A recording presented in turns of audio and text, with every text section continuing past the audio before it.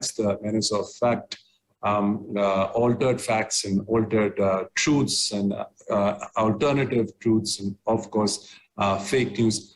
At this point, I'd like to bring in Mr. Paranjoy Guha Thakurta, because he brings in a long experience and perspective from the very early days of the last the century to our present overabundance of all kinds of digital mediums, where everyone who has a laptop or a phone can just amplify his or her views to sometimes a lot of harmful effects on the society, because these views are essentially views and opinions. They are not checked by any level of screening which is done in organizations, since everyone who has a YouTube channel is able to amplify his or her own views, conspiracy theories, and so on and so forth.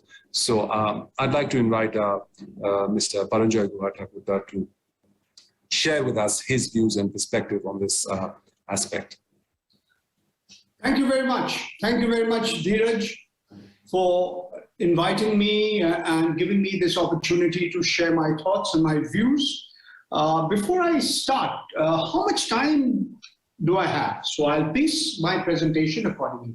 About 10 minutes. Okay, I start. I'm going to make a few comments that have been already made on the presentations already made by Mr. Shajan Kumar, by Rajiv Shukla, as well as by you.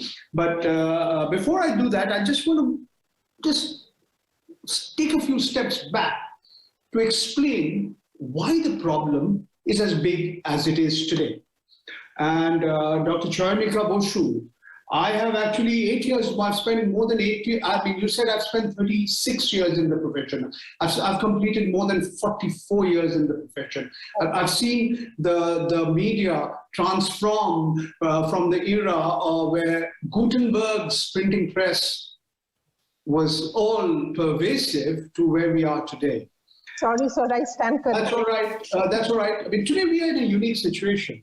And I'll just give you a set of facts and figures to tell you why this problem of fake news is become bigger than ever before. And it's not that disinformation, misinformation, falsehoods, fake news is anything new. It's existed from time immemorial.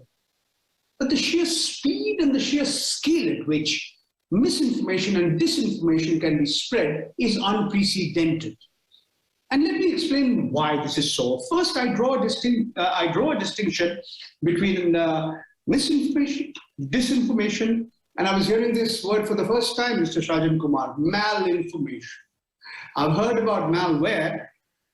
You can be genuinely misinformed.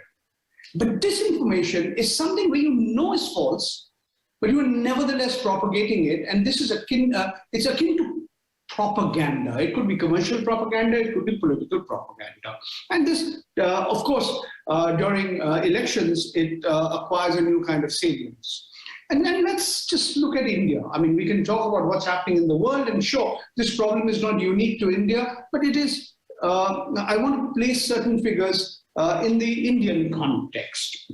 Today, this country has a population in excess of 1.35 billion, 135 crore. The median age is around 27.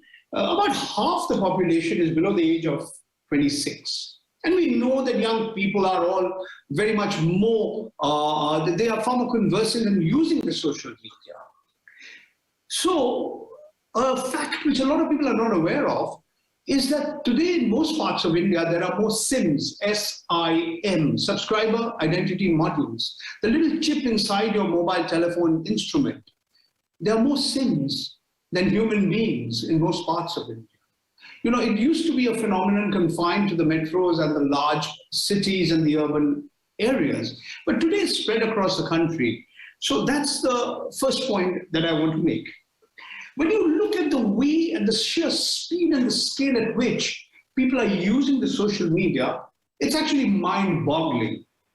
When Facebook started in India way back in, about 10 years ago, it had barely 15 million users. By 2000, 2012, it had gone up to 28 million, 100 million by 2014, over 200 million in 2018 September, and could well go up to over 500 million. WhatsApp started in India in 2014, and today WhatsApp claims that it has over 450 million users, perhaps 500 million users, almost double the number it had in 2018. Just look at the numbers, it's absolutely mind-boggling. Today, what we see is that this medium of communication has become so present that we have our television anchor, Ravish Kumar, actually describing an entire generation of young Indians growing up in WhatsApp University. Deprived of a quality education, they start believing anything and everything that they see on that little gadget of theirs. Quite a few years ago, a young relative of mine came and said, you know, not all Muslims are terrorists, but all terrorists are Muslim. So I said, where did you get to hear about this? He said, WhatsApp. And before I could explain, I realized how this medium had become a vehicle for hateful speech. And you are absolutely right, Dheeraj. WhatsApp has been behind each and every mob lynching case, riots, communal riots. So it's very important to look at fact checking, very important to look at how the media can play the role of a peacekeeper, especially we grew up in a scenario where good news was no news and bad news was good news. If dog bites man, it was not news, but if man bites dog, it became big news. But if dog bites Mr. Narendra Modi or Mr. Amitabh Bachchan, you can be very sure it's going to be an important bit of news. Okay, the problem essentially is, and here Shajan Kumar talked about Google and the use of, you know, reverse image, using the reverse image search to detect false and fake news. And he also talked about map checking to ascertain how many people were there at a political rally. The problem is these giant digital monopolies. For them, virality is the new business model. That is the problem. The problem is these are giant international conglomerates. They want to maximize their profits. So if fake news goes viral, it's good for them. May not be good for society. It's not bad for Mr. Mark Zuckerberg's company. Remember when we talk about Facebook, we're not just talking about Facebook, we're talking about Instagram, we're talking about WhatsApp. Similarly, when we talk about Alphabet or Google, we are not just talking about the range of Google services, we are talking about YouTube, and we're also talking about the Android operating system.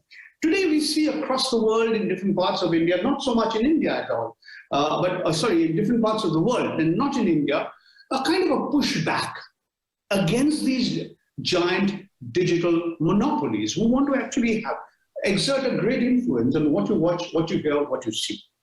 Now, the problem is, it takes them a long time to put down that information. And today, the whistleblowers have actually quantified how people have got away. As Rajiv Shukla says, no accountability. They've got away. It's not just people in an IT cell who openly ask you for money. I like his analogy that earlier journalists used to shy away from being identified with an important politician or with an important person because they felt they could cast aspersions on her or his neutrality. Today, the reverse has become true. Yes, indeed, the credibility of the media is at stake. It's hugely at stake. Fake news has never proliferated as rapidly, as extensively as it has. The problem is the accountability. The problem is that we have a host of regulatory bodies often are working at cross purposes with each other. The same government which says, let's find out who is the first generator of the content. They are today putting together a set of rules and regulations where the cure, so-called cure, might prove to be far worse than the disease in terms of curbing freedom of expression, in terms of curbing independence of the media. Today, never before has such a large section of the media in India become so supine, so subservient to the ruling elite than before. And yes, we require accountability, but we also need systems in place which ensure investigative journalism, fact-checking, other forms of reportage are able to survive. There are many models, there's a lot of talk about subscriber-driven journalism as well as philanthropy-driven journalism as opposed to the advertising for-profit model. These are subjects for a far deeper and a greater, we can talk about this in greater depth at some other point of time. But India has the dubious distinction of leading the world in terms of internet shutdowns. We are supposed to have a personal data protection bill. We are still waiting for it to happen. The way Section 19(2) of the Constitution of India, Article 19(2), I beg your pardon, reasonable restrictions on the right to free speech. The way it can be interpreted or misinterpreted is still a problematic issue. The point is, we need to encourage fact-checking. We need to encourage fact-checking not only within organizations. We need independent fact-checkers. Unfortunately, many of these institutions that have their own so-called fact-checking units, I'm not talking about Mr. Shajan Kumar or Mathrubhumi, and I will refrain from mentioning names, they are themselves often guilty of fake news proliferation. They are themselves guilty of putting out information. We go back to those old ethical issues. And indeed, we have to and must get back to those issues. When you get information, what is more important? Accuracy, truth, balance, objectivity, or speed? We still fall into that trap. And that is where all of us, as part of the media, we have to be very, very cautious. And as has been said, that gadget in the palm of your hand can provoke riots and lynching and not just tarnish reputations. Blood can be spilt.